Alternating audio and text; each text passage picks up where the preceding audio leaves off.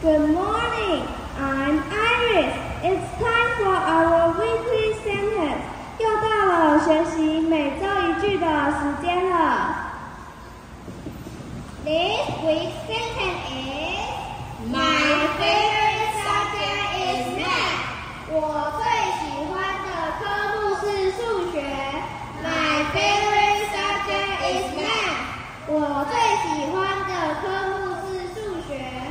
Good morning, everyone. Good morning, Teacher Andre. Good morning, guys. How are you today? We are fine.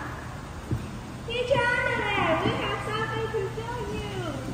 What is it, guys? Our math scores for this week, they are amazing, and we are so happy. Wow, that looks amazing. That means you guys are very good at math. Yes, Teacher Andre, my favorite subject is math. Huh? What do you mean by that? She means she loves math very much. Oh, I understand now. My favorite subject is math too. I also like math.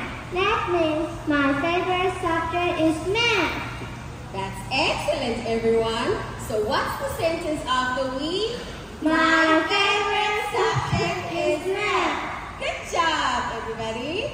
We'll see you guys next week. Have a beautiful day. Goodbye.